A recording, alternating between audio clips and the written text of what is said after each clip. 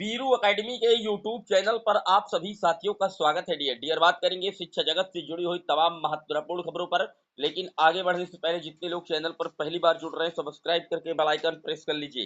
Dear आपकी screen पर पहली अपडेट आप देख सकते हैं। कल कहीं ना कहीं सीतारमण ने अपना 7वां और मोदी सरकार के तीसरे कार्यकाल का जो पहला बजट है वो पेश किया गया है। यहाँ पर बताया गया है कि जो बजट है वो बेरोजगारों और मध्यम वर्ग पर मेहरबानी की गई है। वित्त मंत्री निर्मला सीतारमण ने मंगलवार को मोदी सरकार के तीसरे कार्यकाल के पहले बजट में बेरोजगारों, मध्य वर्ग, महिला और किसानों को ध्यान में रखते हुए 9 प्राथमिकताओं का ऐलान किया। करदाताओं को राहत देने के साथ युवाओं को भी कई सौगातें दी गई हैं। तो आप देख सकते हैं कहीं ना कहीं यहाँ पर जोर दिया गया है नई व्यवस्था में 7.75 लाख तक कोई कर नहीं है। अधिक वेतन भोगियों को लुभाने के लिए बजट में इस टैक्स व्यवस्था में कई अहम बदलाव किए गए हैं। आप देख सकते हैं पूरी तरीके से जो टैक्स स्लैब है उस पर एक बार पुनः जो है परिवर्तन किया गया है। डियर अगर इसी क्रम में बात की जाए तो आम बजट में इस बार उत्तर प्रदेश को 3.63 लाख करोड़ का आवंटन हुआ है। यूपी को विकास के लिए 25,000 करोड़ ज्यादा दिए गए हैं अन्य राज्यों से। अब यहाँ पर उम्मीद की किरण ये जगी है कि जो बजट ज्यादा दिया गया है उत्तर प्रदेश में, निश्चित तौर पर यूपी में सरकारी नौकरी को और जो पीएम आवास योजना के तहत शहरी और ग्रामीणों को मकान है उसको लेकर के ज्यादा फायदा होगा, क्योंकि यहाँ पर सारी चीजें स्पष्ट लिखी हुई आप देख सकते हैं। यूपी को मिलेंगे 2.44 लाख करोड़। नौकरी व रोजगार के रास्ते खुलेंगे। नौजवान छात्रों, किसानों और छोटे मझोले उद्यमियों पर विशेष फोकस किया गया है। यूपी में प्राकृतिक खेती को भी विस्तार दिया गया है। लेकिन जो सबसे महत्वपूर्ण है वो है नौकरी और रोजगार के रास्ते अब कहीं ना कहीं खुलेंगे, क्योंकि बजट भी उत्तर प्रदेश को ज्यादा दिया गया है। बात कर लेते हैं अगली अपडेट की। अगली अपडेट आप देख सकते हैं आपके सामने लेटर लगा हुआ है बेसिक सचिव उत्तर प्रदेश के की तरफ से, जो अनिल भूषण चतुर्वेदी जी हैं पीएनपी कार्यालय प्रमुख उनका, और कहीं ना कहीं सुरेंद्र कुमार तिवारी जो कि सचिव हैं उत्तर प्रदेश शिक्षा परिषद लखनऊ। यहाँ पर इस लेटर में आप जानते हैं कि उत्तर प्रदेश की जो 69,000 शिक्षक भर्ती हुई थी उसमें 6800 की एक चयन सूची जारी की गई थी, कहीं ना कहीं आरक्षण की विसंगतियों को लेकर के वो मैटर, और साथ ही साथ जो पद रिक्त रह गए हैं 68,500 के, उन सारे पदों को 69,000 शिक्षक भर्ती में जो अचयनित कैंडिडेट है उनसे भरने की प्रार्थना की गई थी।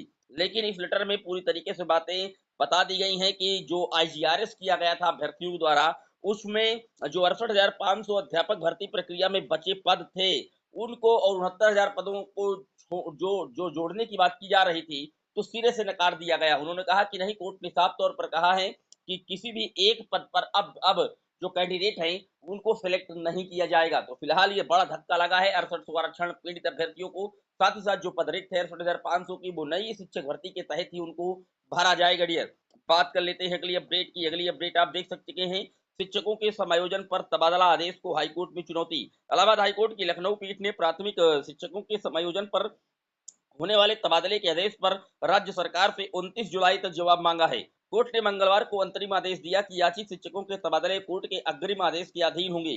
न्यायमूर्ति मनीष माथुर ने यह आदेश उच्च प्राथमिक स्कूल की सहायक शिक्षक आकांक्षा चौधरी समेत 43 शिक्षकों की याचिका पर दिया है। तो आप देख सकते हैं शिक्षकों के समायोजन पर जो तबादला है वो आदेश को हाईकोर्ट में अब चुनौती दे दी गई है। डियर मैंने पहले भी आपको बताया था कि जिस तरीके से ये समायोजन हो रहा है निश्चित तौर पर मामला कोर्ट की शरण में जाना तय है और आखिरकार अंततः मामला कोर्ट में चैलेंज कर दिया गया है। बात कर लेते हैं अगली अपडेट की। अगली अपडेट नीट यूजी 2024 की परीक्षा को लेकर के रद्द कराने को लेकर के कल सुप्रीम कोर्ट में बड़ी सुनवाई हुई और सुप्रीम कोर्ट ने साफ तौर पर कहा है कि दोबारा परीक्षा नहीं होगी और काउंसलिंग को उन्होंने हरी झंडी दे दी है। 40 याचिकाओं पर लंबी सुनवाई के बाद कोर्ट ने ये फैसला लिया है। मैंने आपको पहले ही बताया था कि एनटीए हो और केंद्र सरकार का हलफनामा हो, ये दोनों इसी के पक्ष में थे कि पेपर रद्द ना हो, और अंततः सुप्रीम कोर्ट ने पेपर को रद्द नहीं किया और जो काउंसलिंग है वो आज से स्टार्ट होने जा रही है। सुप्रीम कोर्ट ने कहा है कि लीक से पूरी परीक्षा की पवित्रता को प्रभावित करने वाली व्यवस्थागत उल्लंघन होने के कोई जो सबूत है वो मौजूद नहीं है। दोबारा परीक्षा कराने से 23 लाख से अधिक युवाओं पर पड़ेगा गंभीर असर। शैक्षणिक कार्यक्रम भी बाधित होगा। इसको लेकर के सुप्रीम कोर्ट ने परीक्षा को रद्द नहीं किया और काउंसलिंग को हरी झंडी दे दी।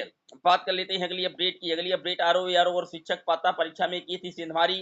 पेपर लीक मामले में राजीव नयन सहित 23 पर गैंगस्टर लगाया गया। ये वही राजीव नयन हैं जो कौशाम्बी के, जो उत्तर प्रदेश की टीईटी पेपर लीक में भी प्रकरण में गंभीरता के साथ इनका मामला उठा था साथ ही साथ आरओ में भी इनकी संलिप्तता पाई गई और इसको लेकर के अब इन पर जो है वो गैंगस्टर की कार्रवाई कर दी गई है डियर। बात कर लेते हैं अगली अपडेट कर्मचारी संगठन निराश सत्याग्रह का आंदोलन। आम बजट में कर्मचारियों की तमाम मांगों का जिक्र नहीं हुआ। बजट भाषण में कर्मचारी हित में कोई घोषणा नहीं की गई। बजट के इस तरीके से कहीं ना कहीं जो पुरानी पेंशन है उसकी बहाली को लेकर के भी बजट पर बात नहीं की गई, तो इससे जो कर्मचारी है संगठन के वो नाराज है और कहीं ना कहीं अब धरना प्रदर्शन करने की बात की जा रही है।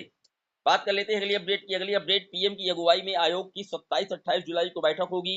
योगी भी लेंगे हिस्सा। नीति आयोग ने राज्यों से पूछा मुफ्त राशन व पैकेज कितने सही हैं। यानी कि जो मुफ्त राशन दिया जा रहा है केंद्र सरकार की तरफ से वो प्रत्येक राज्य के मुख्यमंत्रियों से अब कहीं ना कहीं पूछा जाएगा कि इसका कितना असर पड़ रहा है डियर। बात कर लेते हैं अगली अपडेट आप देख सकते हैं लगातार जो अभ्यर्थी हैं वो नीट यूजी को लेकर के कहीं ना कहीं पसोपेश में थे कि शायद पेपर रद्द किया जाए सुप्रीम कोर्ट के द्वारा, लेकिन फिलहाल अंततः सुप्रीम कोर्ट ने उसको हरी झंडी दी और आज से जो काउंसलिंग है वो स्टार्ट की जाएगी डियर।